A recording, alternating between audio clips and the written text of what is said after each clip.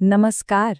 कभी सोचा है कि जीवन के बाद के सालों में हमारे सामने एक बहुत ही जरूरी चुनाव होता है। ये चुनाव है एक तरफ आरामदेह परतंत्रता और दूसरी तरफ स्वाभिमानी आत्मनिर्भरता के बीच का। तो आज हम इसी जरूरी दुविधा पर बात करने वाले हैं। जरा इस बात पर गौर कीजिए। यह हमें सीधे सीधे बताती है कि 58 की उम्र के बाद असली लड़ाई किसी बीमारी से नहीं, बल्कि उस एहसास से होती है कि हम दूसरों पर निर्भर हो गए हैं। ये एक ऐसी इमोशनल चुनौती है जिसका सामना कई लोग खामोशी से करते हैं। तो सवाल सीधा है हम सब के लिए, क्या हमने आराम और सुरक्षा के लिए वो सोने का पिंजरा चुना है, या हम आज़ादी के खुले आसमान में उड़ना चाहते हैं? ये सिर्फ एक सवाल नहीं, यह हमारे आने वाले कल का नक्शा है। चलिए इस पर थोड़ा और सोचते हैं। तो चलिए सबसे पहले उस पहले ऑप्शन को देखते हैं, सोने का पिंजरा। सुनने में, देखने में ये बहुत अच्छा लगता है ना? एक ऐसी जगह जहां हर जरूरत पूरी हो जाती है। लेकिन क्या ये आराम हमें अपनी आज़ादी की कीमत पर मिल रहा है? शायद यही इसकी सबसे बड़ी सच्चाई है।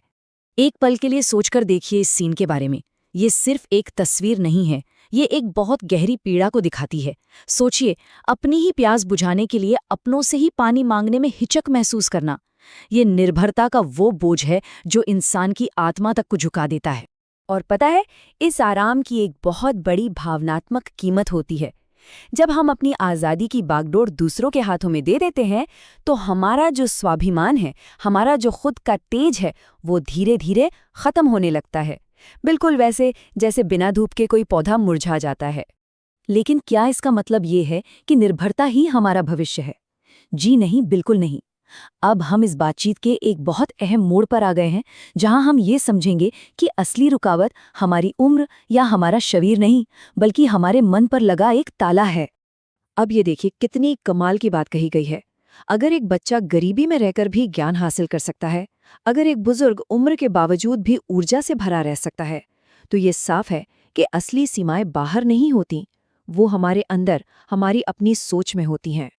और इसका हल भी यहीं छिपा है। हमें और बाहरी सहारे की नहीं, बल्कि अपने अंदर की शक्ति और दृढ़ संकल्प को जगाने की जरूरत है।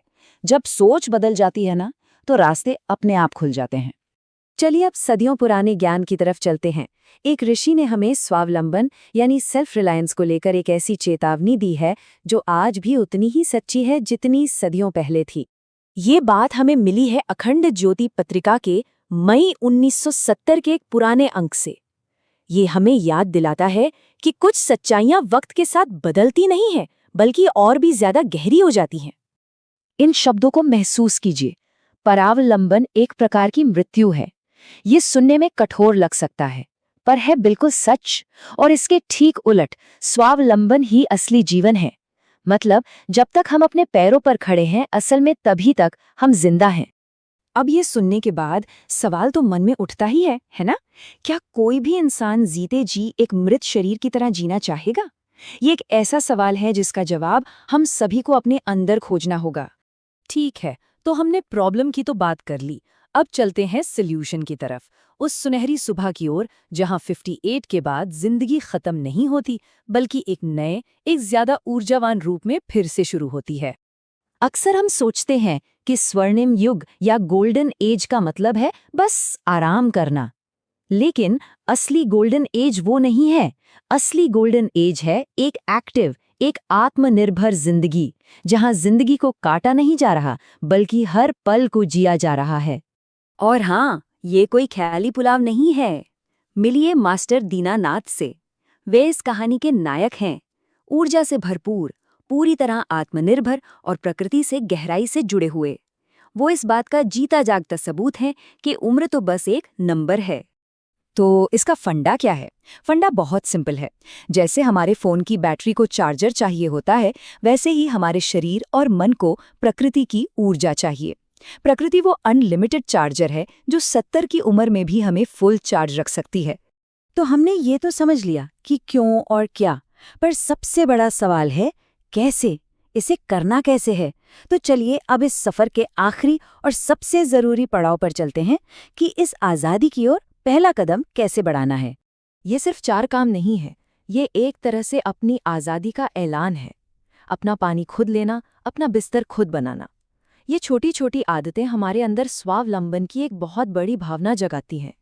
यहीं से पिंजरे को तोड़ने और खुले आसमान में उड़ने की शुरुआत होती है। और इन छोटे छोटे कदमों के पीछे जो मकसद है वो बहुत बड़ा और बहुत साफ है। एक स्वतंत्र जीवन जीना, एक उद्देश्यपूर्ण जीवन जीना, एक ऐसा जीवन जहां हम किसी पर बोझ नहीं बल्कि अपने और दूसरों के लिए एक प्रेरणा बने। तो आखिर में हमारे सामने ये दो रास्ते बिल्कुल साफ हैं। एक तरफ है निर्भरता का सुनहरा पिंजरा और दूसरी तरफ है स्वावलंबन का खुला आकाश। ये टेबल दोनों के बीच का फर्क बिल्कुल साफ साफ दिखा रही है। अब चुनना हमें है। तो बात बस इतनी सी है, बहाने बनाना बंद करके आज से ही अपनी जिंदगी में आत्मनिर्भरता का एक सिस्टम बनाना शुरू कीजिए, क्योंकि असली आजादी किसी और से नहीं बल्कि खुद से ही मिलती है। अपना ध्यान रखिए। स्क्रीन पर दी गई जानकारी आधिकारिक अस्वीकरण है।